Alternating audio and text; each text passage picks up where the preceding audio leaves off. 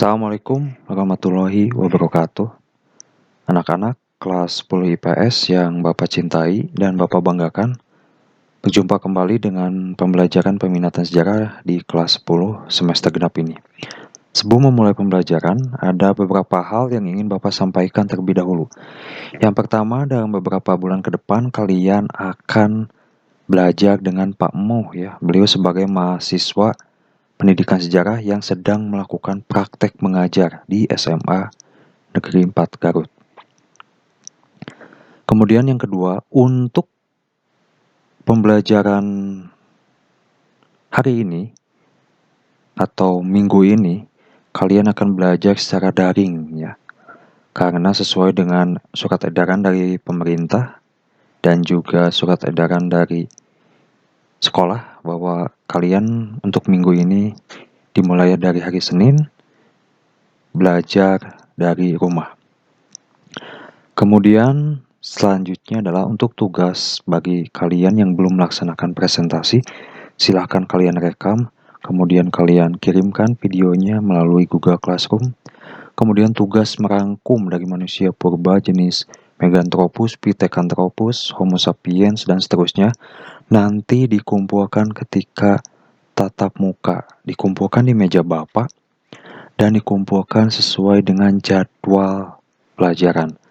Contohnya, kelas 10 IPS 6 jadwal pelajaran peminatan sejarah adalah hari Senin. Maka dikumpulkan hari Senin. Kemudian kelas 10 IPS 2 jadwalnya adalah hari Rabu. Jadi dikumpulkan pada hari Rabu di meja Bapak. Itu ya. Kemudian untuk ulangan harian, Bapak akan tunda dulu, nanti akan disesuaikan dengan waktu dan ketika pembelajaran daring atau tatap muka dengan Pak Mu.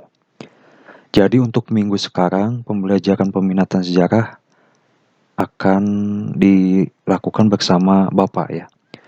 Dan kemungkinan minggu depan, entah itu pembelajarannya masih daring atau tatap muka, akan dilanjutkan oleh Pak Mu ya, sebagai mahasiswa pendidikan sejarah.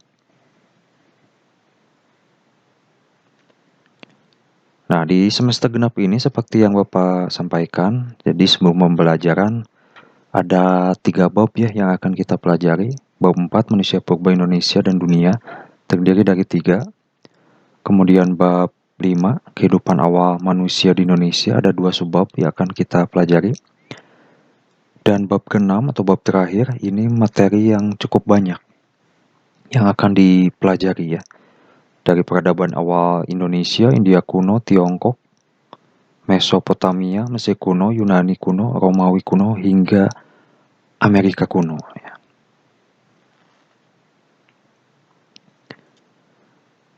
Nah, untuk bab 4, manusia purba Indonesia dan manusia purba di berbagai dunia, berbagai benua ya, sudah Bapak berikan tugasnya kepada kalian membuat makalah juga dipresentasikan. Sehingga hari ini kita akan mempelajari bab 4, manusia purba Indonesia dan dunia, bagian C ya. Keterkaitan manusia purba dan manusia modern. Oke, yang pertama kita akan pelajari tentang evolusi manusia ya. Berkaitan dengan mempelajari manusia purba, berarti erat kaitannya dengan teori evolusi. Sehingga manusia mengalami evolusi ya sejak awal keberadaannya hingga kini ya. Evolusi seperti ilustrasi gambar yang Bapak tampilkan ya. Jadi evolusi yang pertama adalah seperti kera, kemudian mulai tinggi, kemudian berkembang, semakin tegap, kemudian struktur tubuhnya semakin kuat, dan akhirnya yang terakhir ya, manusia modern yang kita kenal saat ini. Ini adalah teori evolusi. Jadi dalam teori evolusi, manusia itu mengalami evolusi. Jadi tidak tetap. Dan evolusi manusia dan perkembangannya dapat kita pelajari melalui penemuan fosil-fosil manusia. Seperti yang sudah kalian presentasikan tentang manusia purba, kan manusia purba itu bisa diketahui berdasarkan dari penemuan fosil-fosil manusia purba itu sendiri. Nah, secara umum penemuan fosil manusia purba dari zaman ke zaman dibagi menjadi 3 kelompok. Yang pertama, manusia kera, yang kedua manusia purba, dan yang terakhir adalah manusia modern. Manusia kera. Nah, tokoh yang paling terkenal dalam teori evolusi adalah Charles Darwin ya. Beliau dalam bukunya yang berjudul The Descent of Man menguraikan bahwa menurut Darwin ini manusia dengan primata atau kera ya, ternyata mempunyai hubungan kekerabatan karena faktor utamanya ini, karena mempunyai persamaan. Jadi beliau menulis buku The Descent of Man yang menyatakan bahwa kita, manusia, ternyata memiliki hubungan kekerabatan dengan kera ya atau monyet. Dan persamaan yang dimaksud oleh Charles Darwin ini adalah yang pertama, mata menghadap ke depan. Mata kita dengan monyet sama-sama menghadap ke depan. Kedua, memiliki kelenjar susu yang terletak di dada. Ini berkaitan dengan betina ya, atau perempuan. Sama-sama memiliki kelenjar susu. Yang ketiga, memiliki struktur, jumlah, dan jenis kerangka yang sama. Yang keempat, organ darah memiliki susunan kimia yang sama. Dan yang kelima, bentuk rahim dengan tipe yang simplex. Jadi, 5 persamaan inilah yang diuraikan oleh Charles Darwin dalam bukunya The Descent of Man yang menyatakan bahwa kita ternyata memiliki kekerabatan dengan kera.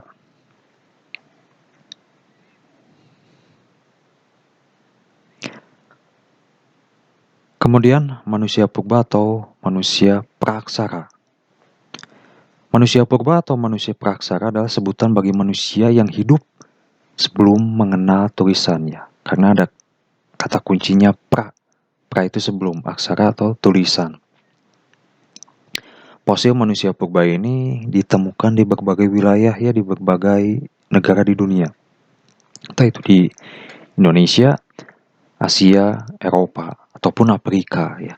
Dan diklaim bahwa manusia purba ini telah ada sejak 2 juta tahun yang lalu.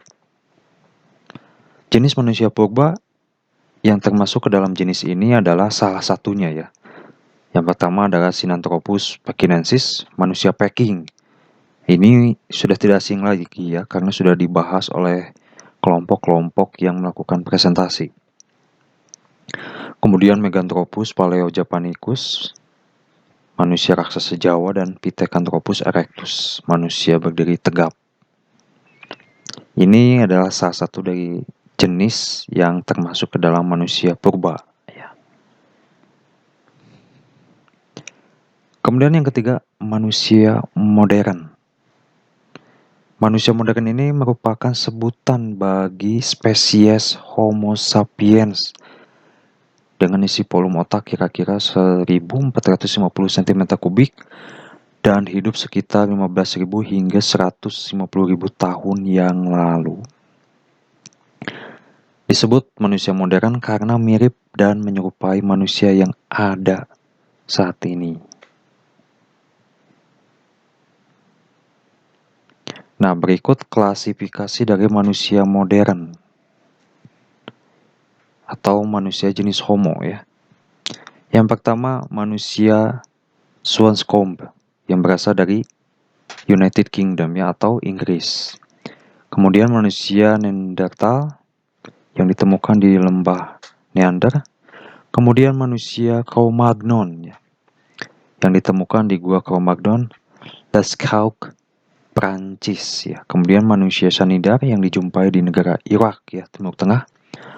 Manusia Gunung Karmel yang ditemukan di gua-gua Tabun serta Skrull, Palestina ya. Dan manusia Stenheim yang berasal dari Jerman.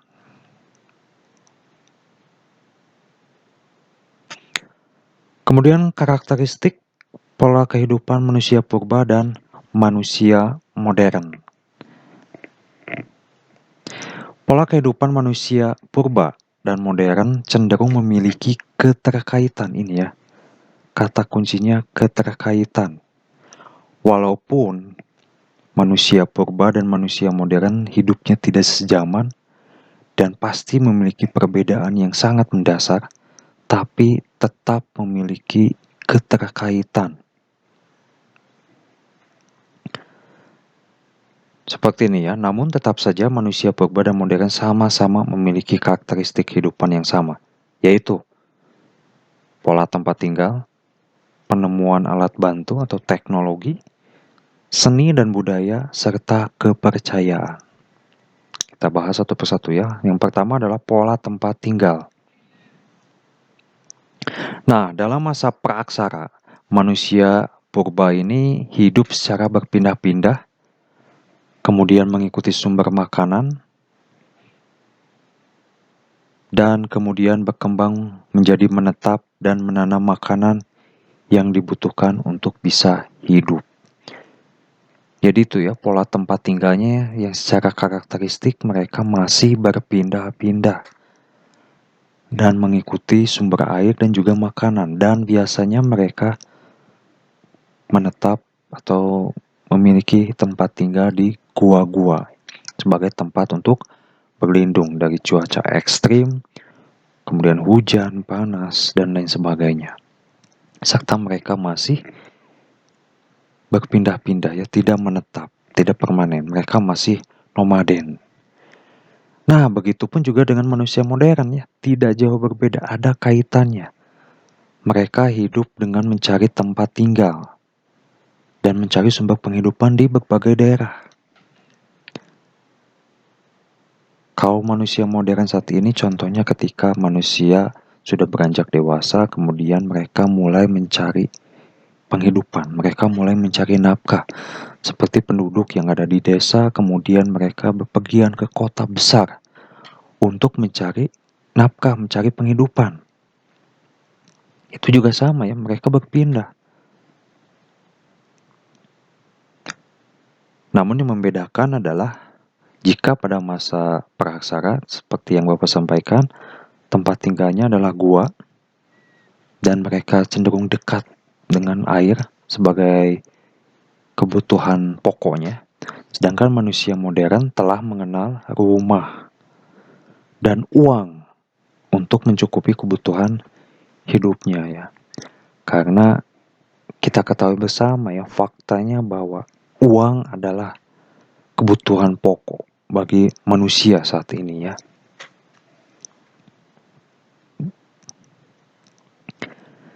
Yang kedua, penemuan alat bantu atau teknologi.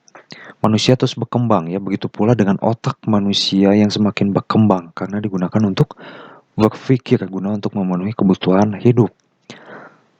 Berdasarkan teori evolusi tadi yang sudah Bapak uraikan di awal, bahwa manusia itu terus berkembang dari awalnya seperti kera, kemudian mulai tumbuh tinggi, kemudian tubuhnya lebih tegap, fisiknya semakin kuat, tetapi juga otaknya pun juga berkembang.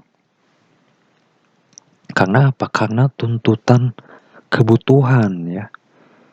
Ketika manusia dihadapi dengan tuntutan kebutuhan, maka mereka mulai menggunakan otaknya untuk berpikir, untuk bisa memecahkan masalah dan bisa memenuhi kebutuhan hidupnya.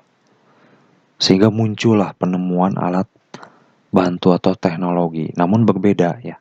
Ilustrasinya ini ya.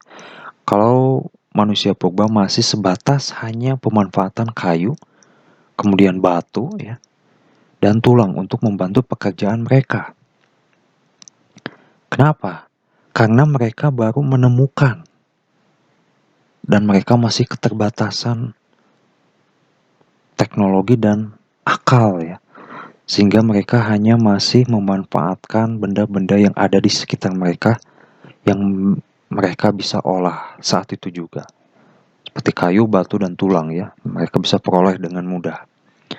Sementara manusia modern bahkan mampu untuk menciptakan berbagai teknologi tingkat tinggi yang bisa mempermudah hidupnya. Seperti ini ya, ini batu yang digunakan oleh manusia purba. Sedangkan di bawah ini adalah salah satu merek mobil terkenal dan termahal ya, yang berasal dari Italia, yaitu Lamborghini. Manusia modern saat ini sudah bisa menciptakan teknologi tingkat tinggi. Mereka bukan lagi sekarang menciptakan mobil hanya untuk kebutuhan hidup sehari-hari, tapi mereka sudah mulai menciptakan mobil dengan teknologi tinggi, dengan kecepatan yang tinggi, dengan bahan yang premium, dengan desain yang futuristik. Mereka ciptakan bukan sekedar untuk kebutuhan hidup, tapi sebagai gaya hidup. Ya, karena mobil-mobil seperti ini digunakan bukan untuk kebutuhan sehari-hari ya, tapi sebagai lifestyle, gengsi, dan gaya hidup.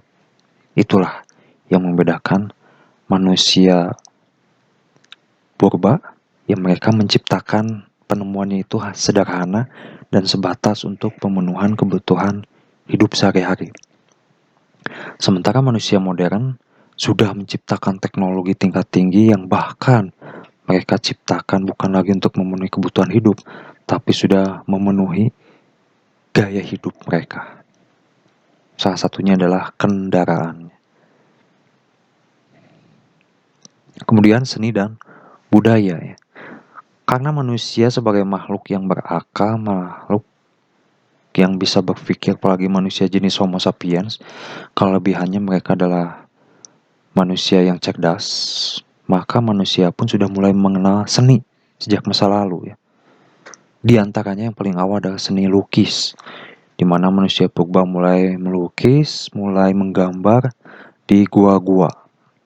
Karena melukis dilakukan sebagai bentuk dari sebuah ekspresi yang penuh makna ya. Meskipun zaman sekarang pun sudah lebih modern ya, tapi ternyata seni dan budaya ini masih tetap dilestarikan dan bahkan mulai berkembang. Bukan saja dari seni melukis, tapi juga mulai berkembang seperti seni tari, seni musik, seni bangunan, dan lain sebagainya.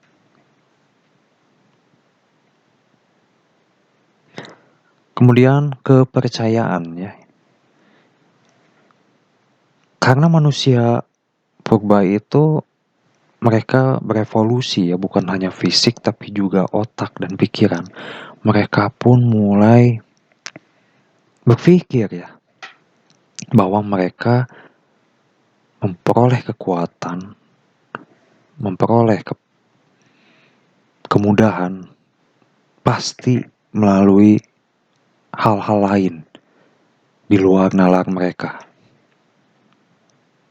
Sehingga kepercayaan mereka hanya sebatas animisme dan dinamisme saja ya.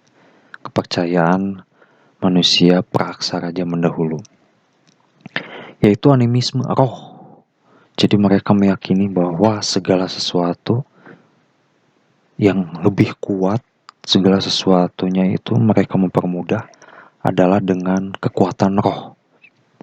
Roh gaib, entah itu roh nenek moyang mereka, saudara mereka yang sudah meninggal, ataupun roh lain yang mereka yakini di dalam otak mereka, sehingga mereka menyembah roh. Itulah kepercayaan dari animisme ya. Sedangkan dinamisme, yaitu benda berkekuatan, mereka sudah mulai meyakini benda-benda tertentu itu memiliki kekuatan gaib, yang jika mereka menyembah, jika mereka mempunyai, jika mereka mensucikan, maka mereka beranggapan bahwa benda itu akan memberikan manfaat bagi mereka. Jadi itulah ya, dua jenis kepercayaan pada masyarakat atau manusia purba atau manusia praaksara, yaitu kepercayaan animisme dan dinamisme.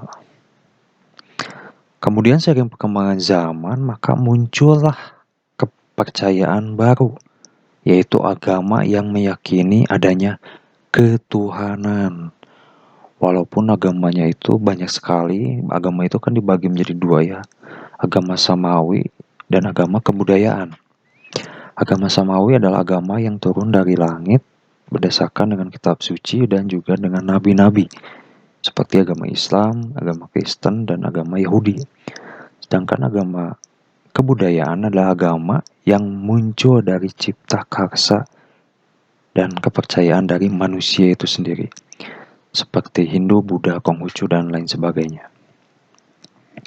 Nah, di Indonesia sendiri sudah terdapat 6 agama ya yang diyakini, dianut, dan diakui oleh pemerintah Indonesia, yaitu yang pertama agama Islam sebagai agama mayoritas yang hampir 75-80% penduduk Indonesia menganut agama Islam ya, termasuk kita semua ya. Kemudian agama Kristen Protestan yang dimana awal perkembangannya masuk melalui penjajah VOC dan juga penjajah Belanda yang menyebarkan ajaran Kristen Protestan. Kemudian Katolik masuk ke Indonesia ketika penjajah bangsa Portugis dan Spanyol ya. Mereka menyebarkan ajaran Katolik. Kemudian Hindu Buddha masuk, itu kalian pelajari di sejarah Indonesia ya, tentang bagaimana Hindu Buddha masuk, dan juga dengan teori-teori yang berkembang seperti teori Waisya, Ksatria, arus balik, dan lain sebagainya. Dan agama Konghucu ya. Jadi itulah 6 agama yang ada di Indonesia yang diakui di Indonesia.